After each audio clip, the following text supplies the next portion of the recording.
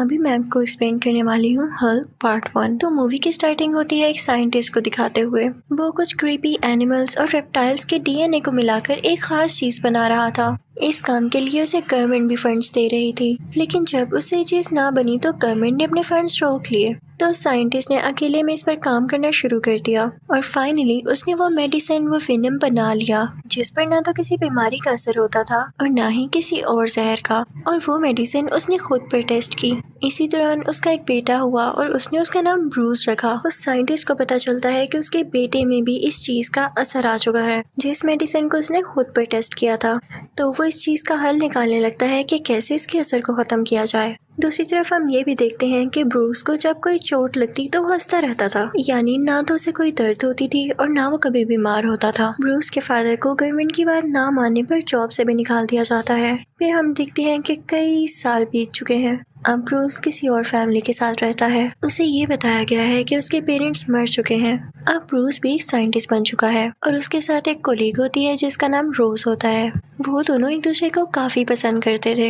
ये दोनों इस बात पर रिसर्च कर रहे होते हैं कि किसी भी जख्म को कैसे ठीक किया जा सकता है। तभी इनके पास एक सोल्जर आता है और वो कहता है कि तुम आर्मी के लिए काम करो, लेकिन ये लोग उसे मना कर देते हैं कि हम चाहते हैं कि इसका फायदा सारी दुनिया को पहुंचे। लेकिन वो आर्मी ऑफिसर इन्हें वार्न करके यहाँ से चला जाता है। वहाँ ऑफिस में रोज को एक अजीब सा आदमी नजर आता है जो कि ब्रूस के ऑफिस में जाके उसका एक बाल उठा के अपने साथ ले जाता है। ये दरअसल ब्रूस के फादर थे जो कि अभी भी जिंदा थे और इन्होंने ब्रूस का बाल इसलिए उठाया था ताकि वो उसका डीएनए देख सकें। ऑफिस में रोज और ब्रूस जिन रेस पर काम कर रहे होते हैं उन रेस की मशीन खराब हो जाती है। ब्रूस उसको संभालने की कोशिश कर रहा होता है लेकिन वो रेस उसी पर पड़ जाती है। अगले सीन में हम देखते हैं कि ब्रूस को अब होश आ चुका है, क्योंकि जब रेस पड़ते ही वो बेहोश हो गया था तो उसे हॉस्पिटल ले जाया गया था। उसके पास रोज भी बैठी होती है जो उससे कहती है कि ये रेस तो काफी डेंजरस थी, तुम्हारी जान कैसे बच गई। वो काफी हैरान होती है, लेकिन ब्रूस रोज से कहता है कि रोज छोड़ो इस बात को, मैं बहुत ही एनर्जेटिक फील कर रहा हूँ, मुझे कहीं दर्द नहीं हो रहा। वो दोनों ही इस बात से हैरान तो थे लेकिन साथ साथ खुश भी। रात को ब्रूस के पास उसके बूढ़े फादर आते हैं। वो ब्रूस को बताते हैं कि मैं तुम्हारा बाप हूँ, लेकिन ब्रूस कहता है कि नहीं, वो तो मर चुके हैं। तो वो साइंटिस्ट यानी ब्रूस के फादर कहते हैं कि नहीं, आर्मी ने तुम लोगों से झूठ बोला और तुम्हारी कोलीग रोज उसी आर्मी जनरल की बेटी है जिसने मेरी रिसर्च को भी रुकवाया, और तुम जिस पर रिसर्च कर रहे हो वो चीज तुम्हारे अंदर है, तुम्हें और कहीं इसको ढूंढने की जरूरत नहीं है और ना ही तुम्हें किसी की मदद चाहिए। ब्रूस अपने फादर से कहता है कि मैं आपकी बात पर यकीन कैसे कर लूँ, आप इतने सालों बाद आ गए हैं जबकि मैं रोज से कई अरसे से प्यार करता हूँ। अब रात हो जाती है और ब्रूस अपनी लैब में आता है। उसे उस साइंटिस्ट यानी अपने रियल फादर की सब बातें याद आ रही होती हैं। उसे गुस्सा आने लगता है और उसकी बॉडी में कुछ चेंजेस होने लगते हैं। उसका जिस्म बड़ा और ग्रीन होने लगता है। देखते ही देखते वो बहुत बड़ा ग्रीन कलर का हल्क बन जाता है। ये सब कुछ उसके फादर भी छुप कर देख रहे होते हैं। तो वो उसके पास आते हैं और ब्रूस को यानी हल्क को अपना बचपन याद आने लगता है, लेकिन ब्रूस वहाँ की सारी चीजें तोड़ के वहाँ से चला जाता है। अगले दिन हल्क से रोज मिलने आती है और वो कहती है कि लैब में बहुत अजीब चीजें हुई, क्या तुम कल लैब में आए थे? लेकिन ब्रूस को कुछ भी याद नहीं होता। वो अब हल्क भी नहीं बना हुआ था। वो कहता है कि नहीं, मैं तो कल लैब में नहीं आया, लेकिन कल मुझे बहुत अजीब ख्वाब आया और एक आदमी भी आया जो कि खुद को मेरे फादर कह रहा था। तभी वहाँ पर आर्मी जनरल यानी रोज के फादर आते हैं और अपनी बेटी को बाहर गाड़ी में बिठा देते हैं कि तुम फिलहाल बाहर ही रहो, मुझे ब्रूस से कुछ जरूरी बातें करनी है। इनफैक्ट ये आर्मी जनरल ये भी जानता था कि ये उसी साइंटिस्ट का बेटा है और ये अपने बाप का छोड़ा हुआ काम भी पूरा कर रहा है। वो अंदर आते हैं ब्रूस के पास और उससे कुछ बातें करने लगते हैं। उधर रोज ब्रूस के फादर के पास जाती है और कहती है कि ब्रूस में ऐसा क्या है जो मेरे फादर उसके पीछे पड़े हुए हैं, उससे बातचीत करना चाहते हैं हर बार। तो ब्रूस के फादर कहते हैं कि क्या तुम मेरे बेटे को अपने फादर यानी आर्मी जनरल के पास छोड़ आई? तुम नहीं जानती ब्रूस के बारे में, वो सच में यूनिक है। अगर आर्मी को ये पता चला तो वो उसे पकड़ लेगी और दुनिया भी यूनिक चीजों को एक्सेप्ट नहीं करती। दूसरी तरफ आर्मी जनरल ब्रूस से बातचीत कर रहे होते हैं कि मुझे बताओ कि तुम्हारे फादर कहाँ हैं। तो ब्रूस कहता है मुझे बस यही पता है कि वो मर चुके हैं और मुझे उनके बारे में कुछ नहीं पता। तो आर्मी जनरल कहता है कि मैं वही हूँ जिसने तुम्हारे फादर को जेल में भेजा और तुम जानते हो कि मैं हर बात का पता लगा कर रहूंगा और अगर तुमने भी मुझे सही इन्फॉर्मेशन ना दी तो मैं तुम्हें भी जेल भिजवा दूंगा। तो ब्रूस कहता है मुझे कुछ नहीं याद। तो वो आर्मी जनरल कहता है तो फिर तो तुम इस काबिल भी नहीं हो कि तुम एक लैब खोलो या कोई रिसर्च करो, तुम्हारा दिमाग तो छोटे बच्चों जैसा है, और ये बात भी याद रखना, मेरी बेटी रोज से दूर रहना। उसके बाद वो आर्मी जनरल चला जाता है और ब्रूस को एक कॉल रिसीव होती है जो कि उसके डैड की ही होती है। वो अपने डैड से कहता है कि आपने मेरे साथ क्या जुल्म कर दिया, मुझ में क्यों ये बीमारी इंजेक्ट की। तो उसके डैड कहते हैं कि ये बीमारी नहीं, ये पावर है, इसे यूज करो। तो ब्रूस कहता है कि नहीं, मैं इसे खत्म कर दूंगा। तो ब्रूस के फादर कहते हैं कि वैसे भी रोज अब तुम्हारे साथ नहीं होगी, क्योंकि मैंने तुम्हारे डीएनए से कुछ क्रिएचर्स बनाए थे और वो मैंने उसकी तरफ भेज दिए हैं। ब्रूस फौरन से कॉल काटता है, रोज के घर की तरफ निकल पड़ता है, लेकिन तभी रास्ते में एक आर्मी ऑफिसर आ जाता है। ब्रूस को काफी गुस्सा आता है और अब वो दोबारा से हल्क में बदल जाता है, काफी जायंट। अब फाइनली वो रोज के घर पहुंच चुका था। वो दोनों एक दूसरे को देखने लगते हैं। ब्रूस रोज को गाड़ी में बिठा देता है और तभी वहाँ पर वही क्रिएचर कुत्ते आते हैं जिन्हें ब्रूस के फादर ने ब्रूस के डीएनए से ही बनाया था, लेकिन ब्रूस उनसे फाइट करके उनको भी मार देता है। इसके बाद ब्रूस रोज को सब कुछ बताता है कि मेरे डैड असल में चाहते क्या हैं, और मेरी बॉडी में कोई हिडन मेडिसिन थी जो कि रेस लगने की वजह से सामने आ गई, और मैं अब हल्क में बन जाता हूँ जब भी मुझे गुस्सा आता है। तो रोज उसे तसल्ली देती है कि हौसला रखो, मैं तुम्हारे साथ हूँ। अब अगले दिन रोज अपने फादर को कॉल करती है। वो उनकी हेल्प मांगना चाहती थी ब्रूस के लिए, लेकिन वो थोड़ी जानती थी कि वो तो ब्रूस के खुले दुश्मन है। अब जैसे ही उसके फादर को पता चलता है कि ब्रूस के साथ है, तो वो अपनी आर्मी वहाँ पर भेजते हैं। वो लोग ब्रूस को बेहोश कर देते हैं। अब आर्मी वाले उसे अपने साथ ले आते हैं आर्मी जनरल यानी रोज के फादर के पास। रोज ब्रूस से कहती है कि मैं तुम्हें जल्द ठीक कर लूंगी, लेकिन उसे क्या पता था कि उसके फादर बहुत जालिम थे। वो ब्रूस को जमीन से 1000 फीट नीचे ले आए थे और वो उसे हमेशा के लिए बेहोश रखने का प्लान कर रहे थे। जब रोज को ये पता चलता है तो वो अपने फादर से कहती है कि आप रोज से इतनी नफरत क्यों करते हैं। तो उसके फादर कहते हैं कि नफरत नहीं, वो खतरा है, खतरा। वो अपने डैड की तरह एक पागल साइंटिस्ट है। तो रोज कहती है कि मैं उसे जानती हूँ, आप मुझे उससे एक बार मिलने दें। तो उसका फादर उसे इजाजत दे देता है और वो सारा दिन ब्रूस के साथ स्पेंड करती है। लेकिन उसके बाद उसका फादर उससे कहते हैं कि आइंदा के बाद तुम ब्रूस से नहीं मिल सकोगी, क्योंकि उसे कुछ लोग हमेशा के लिए अपने साथ ले जाएंगे। दूसरी तरफ जब ब्रूस के फादर को खबर मिलती है कि ब्रूस को उन लोगों ने पकड़ लिया है, तो वो सोचता है कि मैं अपने बेटे की रिसर्च इस तरह से खत्म होने नहीं दे सकता। वो उस जगह जाता है जहाँ पर वो रेस होती है, और वो रेस वो खुद पर डालता है ताकि वो भी अपने बेटे जैसा यूनिक बन सके और उसका काम पूरा कर सके, उससे बचा भी सके। लेकिन उसमें एक और रिएक्शन हो गया था। वो जिस भी चीज को हाथ लगाता वो उस जैसा बन जाता, और ये भी एक अच्छी एबिलिटी थी। फिर वहाँ से ब्रूस के फादर रोज के पास जाते हैं और कहते हैं कि मुझे मेरे बेटे से मिलना है। तो रोज कहती है कि अब बहुत देर हो चुकी है, उसे वो लोग लेकर जाने ही वाले हैं। तो ब्रूस के फादर कहते हैं कि तुम्हारे फादर हैं वो जो ये सब कर रहे हैं, तुम इन्हें रोक सकती हो। तो रोज कहती है कि नहीं, मैं उन्हें नहीं रोक सकती, और आप मुझसे ऐसा क्यों कह रहे हैं जबकि सारी गलती आपकी है। तो ब्रूस के फादर कहते हैं कि मेरी गलती, ये तो उसमें डीएनए के जरिए आया है, और मैं चाहता था कि ऐसा ना हो। मैंने क्या क्या नहीं किया इसको खत्म करने के लिए, और अभी तो मैं आप लोगों की भलाई चाह रहा हूँ ना। गलती तो तुम्हारे फादर की है जिसने मेरे प्रोजेक्ट को बंद कर दिया, वरना आज तक मैं उसकी रेमेडी, उसका क्योर ढूंढ चुका होता। वो रोज को बताता है कि हाँ, मुझसे जो गलती हुई मैं उसको मानता हूँ। मुझे जब पता चला कि मेरा बेटा ब्रूस बड़ा होकर दुनिया के लिए खतरा होगा, तो मैं इसे मारने के लिए आगे बढ़ा था, लेकिन तब मेरी वाइफ बीच में आ गई और वो चाकू उससे लग गया, जिसकी वजह से वो मर गई। दूसरी तरफ हम देखते हैं कि ब्रूस पर जुल्म हो रहा होता है। वो लोग उसको इलेक्ट्रिकल शॉक्स दे रहे होते हैं ताकि उसको गुस्सा आए और वो हल्क बन जाए, क्योंकि वो लोग ये चाहते थे कि जब वो हल्क बने तो उसकी स्किन उतार लें और उसके डीएनए से और भी कई ज्यादा हल्क्स बनाए, जिससे वो अपना फायदा उठा सकें। लेकिन ब्रूस खुद को गुस्सा नहीं दिलाता। वो कहता है कुछ भी हो जाए मैं हल्क नहीं बनूंगा ताकि ये लोग मेरा यूज न कर सकें। लेकिन उसे इतना टॉर्चर किया जाता है कि वो बेचारा बेहोश हो जाता है और फिर उसे एक पानी के टैंक में रख दिया जाता है। वहाँ पर उसे कुछ विजन्स आने लगते हैं कि जब वो काफी छोटा था तो उसके फादर उसे किस तरह से मॉन्स्टर समझकर मारने लगे थे, और इसी वजह से उसकी मदर की भी डेथ हो गई। ये सब याद करके उसे गुस्सा आने लगता है, जिसकी वजह से वो फाइनली यहाँ पर हल्क बन जाता है और वो उस ग्लास को तोड़ के बाहर आ जाता है। वो सारी आर्मी उसे बेहोश करने की कोशिश करती है। वो ब्रूस यानी हल्क पर फायरिंग भी करते हैं, लेकिन उसे कुछ भी नहीं होता, क्योंकि अब वो बहुत पावरफुल हल्क बन चुका था, जायंट बन चुका था। वो उस बिल्डिंग से बाहर आ जाता है। उसके पीछे आर्मी का हेलीकॉप्टर भी होता है जिसके ऊपर वो चढ़ जाता है, लेकिन जब हेलीकॉप्टर ज्यादा ऊपर होता है तो हल्क अपना बैलेंस खो देता है और पानी में जाकर गिरता है, और फिर उस पर आर्मी फायरिंग करने लगती है। लेकिन हल्क वहाँ पानी से निकलकर शहर की तरफ आने लगता है जहाँ पर रोज भी होती है और उसे भेजा होता है उसी के फादर यानी आर्मी जनरल ने। ब्रूस जब रोज को देखता है तो वो नॉर्मल इंसान बनने लगता है, उसका गुस्सा कम होने लगता है क्योंकि उसे नहीं पता था कि ये उसके खिलाफ कोई साजिश है और इसी बात का फायदा उठाकर आर्मी उसे दोबारा से पकड़ लेती है। और जब रोज को पता चलता है कि उसके फादर ने उसके साथ धोखा किया, उससे झूठ बोला, तो उसे बहुत बुरा लगता है और उसे अपने फादर से नफरत होने लगती है। अब यहाँ पर ब्रूस के फादर भी आते हैं जो कि आर्मी से कहते हैं कि मुझे आखिरी बार अपने बेटे से मिलना है, उसके बदले में मैं सरेंडर करता हूँ, तुम लोग मुझे अरेस्ट कर लो। लेकिन यहाँ पर वो भी गेम खेल रहे थे क्योंकि अब उनके पास भी तो पावर्स आ चुकी थी, वो इनसे लड़ना चाहते थे अपने बेटे के लिए। अब ब्रूस के फादर ब्रूस से मिलते हैं और उसे कुछ बातें कहने लगते हैं ताकि उसे गुस्सा आए और वो हल्क बन जाए। लेकिन ब्रूस बेचारा काफी वीक हो चुका था, उसे गुस्सा भी नहीं आ रहा था।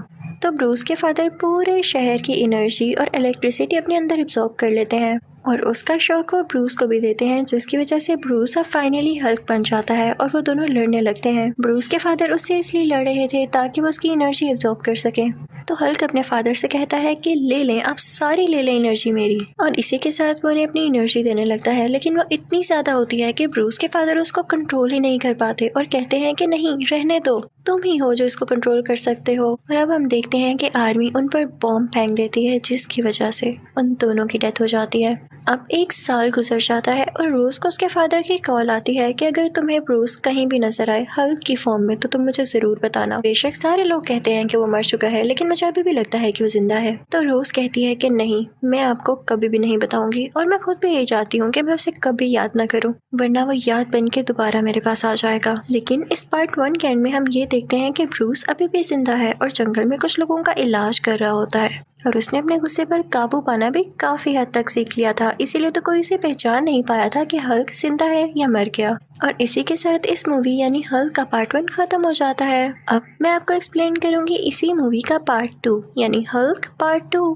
अब पार्ट 2 शुरू होते ही हम देखते हैं कि ब्रूस किसी और मुल्क में चला गया है और वहाँ की लैब में है,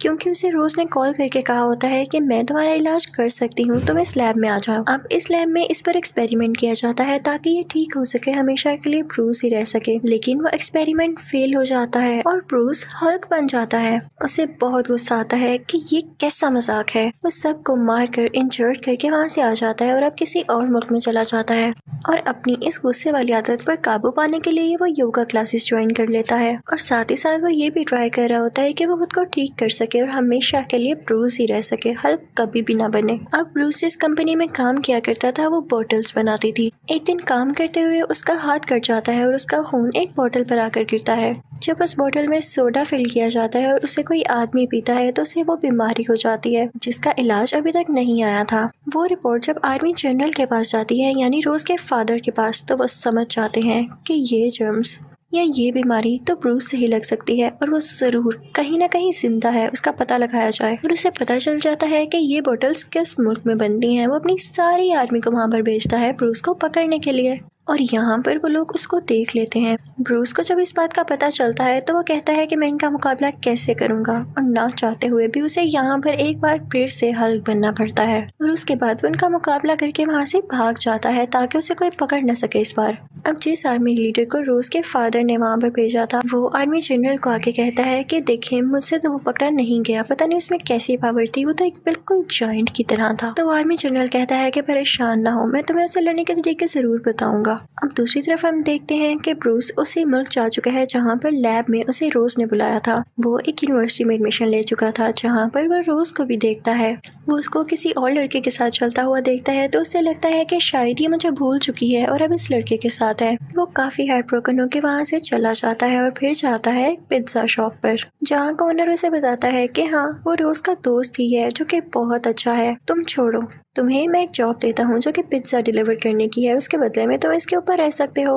ब्रूस इंटरनेट पर किसी को भी अपनी आइडेंटिफिकेशन बताए बातें किया करता था, यानी कोई नहीं जानता था कि यह हल्क है या ब्रूस, बस रैंडम बातें। अब एक दिन ब्रूस को उस यूनिवर्सिटी से पिज्जा का ऑर्डर आता है जहाँ पर वो पहले पढ़ा करता था। वो देखता है कि कंप्यूटर लैब में कोई भी नहीं है तो वो वहाँ जाकर अपना अकाउंट लॉगिन करने लगता है, लेकिन वो देखता है कि उसके नाम से रिलेटेड कोई भी इंफॉर्मेशन नहीं है वहाँ पर और ना ही रोज के नाम से रिलेटेड। वो उसी आदमी आर्मी को मैसेज करता है जिससे वो इंटरनेट पर बातें किया करता था। वो उसे सब कुछ बताता है। ब्रूस जब वहाँ से वापस आता है तो देखता है कि उस पिज्जा शॉप में रोज बैठी हुई है अपने उसी दोस्त के साथ। रोज उसे देख लेती है लेकिन ब्रूस वहाँ से भाग जाता है। वो उसके पीछे पीछे जाती है, उसे वो कहीं पर भी नहीं नजर आता। तो वो वापस आती है और उस पिज्जा ऑनर से पूछती है कि क्या वो यहीं पर रहता है, मुझसे झूठ मत बोलिएगा। तो वो पिज्जा ऑनर कहता है कि हाँ वो यहीं पर रहता है। अब ब्रूस शहर छोड़कर जा रहा होता है लेकिन रोज उसके पीछे आ जाती है और उसे कहती है कि रुको मत जाओ।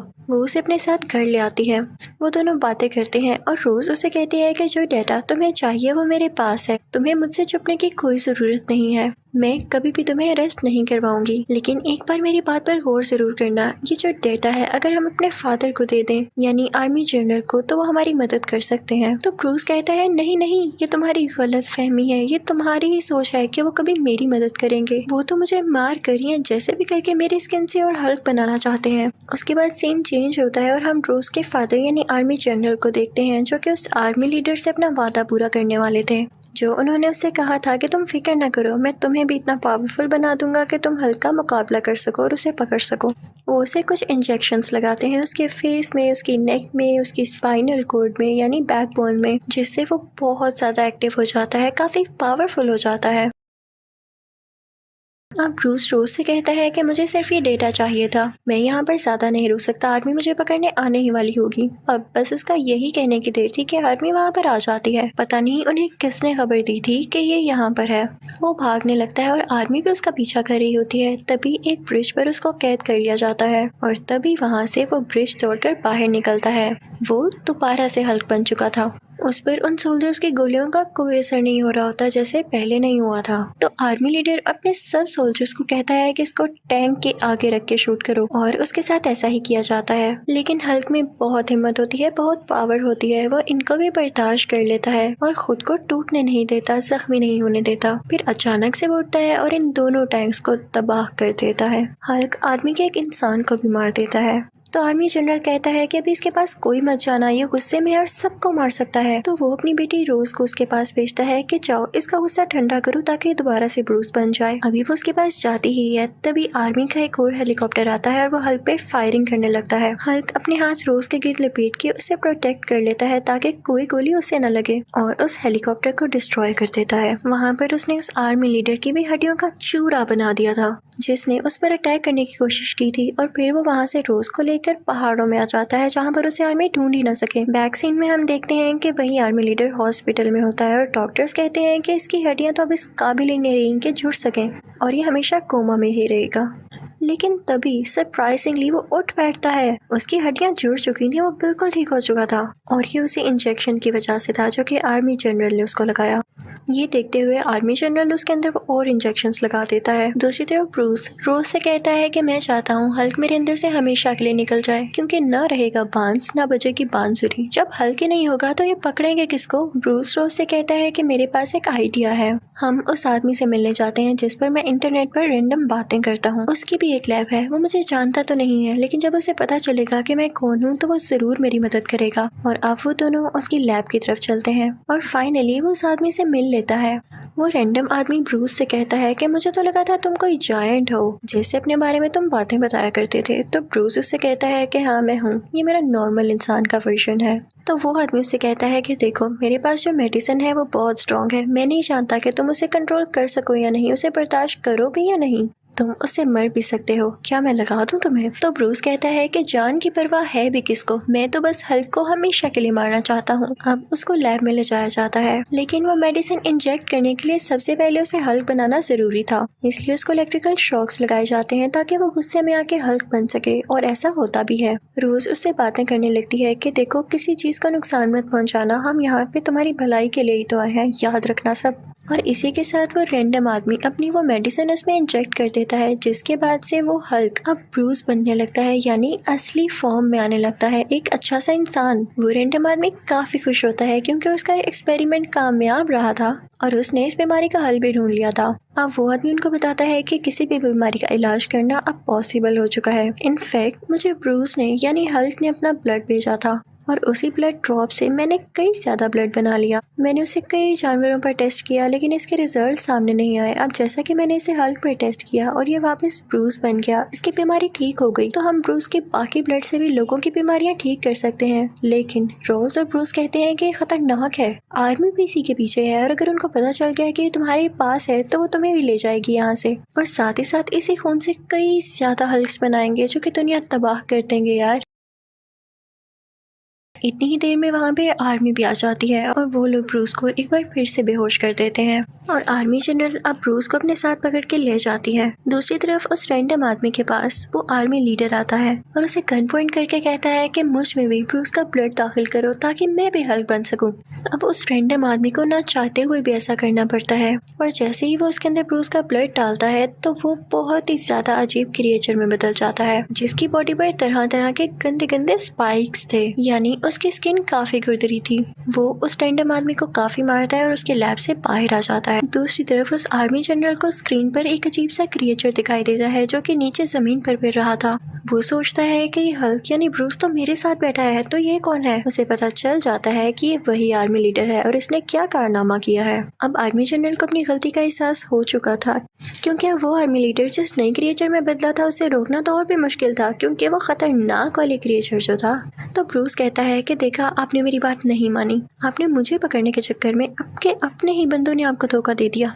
अब आप मुझे जाने दें क्योंकि मेरे अलावा उसे कोई नहीं रोक सकता। आर्मी जनरल भी जानता था कि उसने अपनी कई आर्मी भेजी, कई कोशिशें की, लेकिन वो हल्क को नहीं पकड़ पाया, तो इस क्रिएचर को कैसे पकड़ पाएगा। लेकिन फिर भी आर्मी जनरल का प्लान चेंज होता है और वो ब्रूस को नहीं जाने देता। तो ब्रूस जबरदस्ती हेलीकॉप्टर का दरवाजा खोल के नीचे जंप लगा देता है और वो नीचे रोड में जाकर लगता है जिससे रोड टूट जाती है और वहाँ से बाहर आता है हल्क, यानी ब्रूस अब हल्क बन चुका था और उसके सामने वही आर्मी लीडर की क्रिएचर था। वही आर्मी लीडर वाला क्रिएचर उस हेलीकॉप्टर पर अटैक कर देता है जिसमें रोज होती है, लेकिन हल्क उसे रोकने की कोशिश करता है। उन दोनों की काफी फाइट होती है।